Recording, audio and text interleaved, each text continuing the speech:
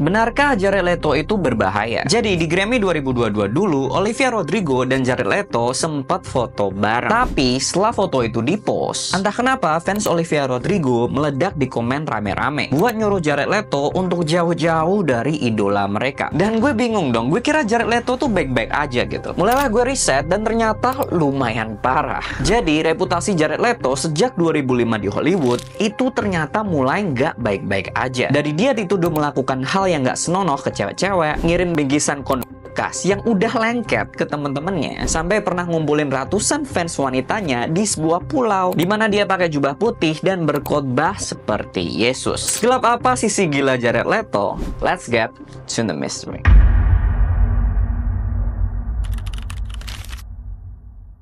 Oke, buat insiden ini, coba kalian bayangin ini dulu. Jadi, lu lagi bangun pagi-pagi di rumah kalian. Terus, tiba-tiba ada suara paket datang di depan rumah. Begitu lu ke depan, ternyata ada kotak besar. Tulisannya sih dari teman kerja lo. Tapi, waktu lu buka kotak itu, tiba-tiba ada bau yang sangat menyengat. Dan ternyata di dalam kotak itu, ada sebuah bangkai babi, kondom bekas, mainan seks, dan sebuah majalah porno yang lengket. Kira-kira bagaimana reaksi lo dan perasaan lo terhadap teman kerja lo yang ngirim bingkisan itu? Ya, itulah kejadian yang dihadapi oleh para pemain film Suicide Squad di 2016 seperti Margot Robbie, Will Smith, dan lain-lain, di mana mereka masing-masing mendapat bingkisan yang aneh itu dari Jared Leto yang katanya sedang mendalami peran Joker, di mana Jared percaya bahwa Joker adalah karakter yang penuh keisengan dan kekacauan. Maka dari itu dia mengirimkan bingkisan-bingkisan tidak senonoh tersebut ke rekan-rekannya, selayaknya Joker. Oh, how about the gifts you gave everyone?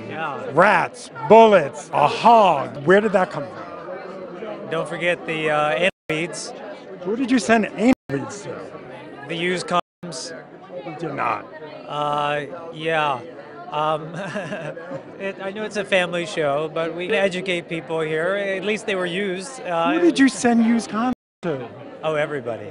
Jared Leto ini memang terkenal dengan metode aktingnya ya. Kalau mainkan suatu peran, dimana untuk mendalami karakternya, dia akan tetap memainkan karakter itu sampai di kehidupan pribadinya, meskipun di luar syuting. Tapi masalahnya di sini, banyak fans DC yang berpikiran kritis berpendapat bahwa insiden bingkisan tersebut sebenarnya bukan mencerminkan seorang Joker, tapi mencerminkan seorang Jared Leto. Karena di komik DC, Joker adalah seorang karakter badut yang anarkis. Jadi seharusnya bingkisan yang selayaknya dikirim Joker seharusnya adalah senjata, bom, atau barang-barang yang mencerminkan Prince of Crime. Tapi bingkisan yang dikirim Jared Leto kebanyakan malah hal-hal yang berbau mesum. Barang-barang yang nggak pernah dikirim bahkan oleh seorang Joker di komik. Ditambah lagi, insiden itu terasa sangat aneh setelah orang-orang sadar bahwa di kehidupan aslinya cara Jared Leto berinteraksi dengan para wanita dinilai banyak yang kurang pantas. You're quite beautiful, by the way. Thank you. I just tell the truth. What turns me on? I would like to answer that by asking a question. What doesn't turn me on? Smaller. I just noticed how perfect your hair was. It's so perfect. The light is starting to hit your body in a way, and it made me notice your hair. But you have like skin poking out here, and these, a whole thing happened. For a long time, can I squeeze your mic? Di sini kita bisa lihat seberapa gampangnya Jared Leto bercanda dengan hal-hal yang berbau mesum ke para wanita, dan juga seberapa berani dia tiba-tiba memegang badan banyak wanita tanpa rasa ragu. What did I do? What did I say? No, I meant more here. We're joking. We're joking. Okay. Dankeschön, Jared Leto. Goodbye. Give me a hug. Straight for a hug. I like that. I like that. Right?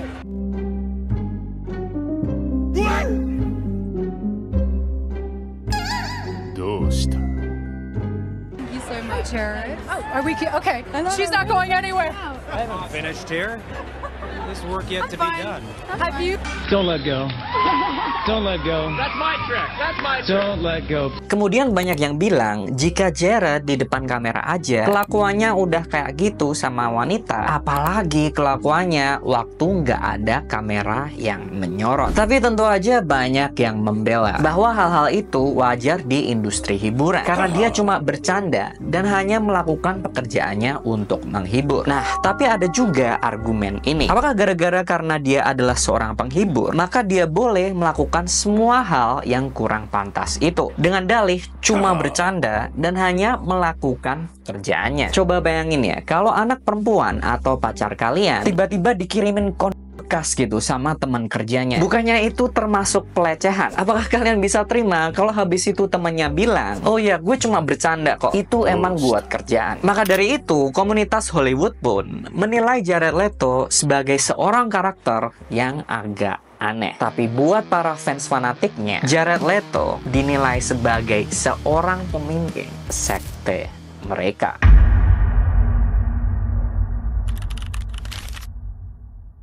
Sebelum lanjut, kalau kalian suka cerita beginian, please consider bantu channel ini dengan nyalain notif kalian. Thank you and back to the mystery.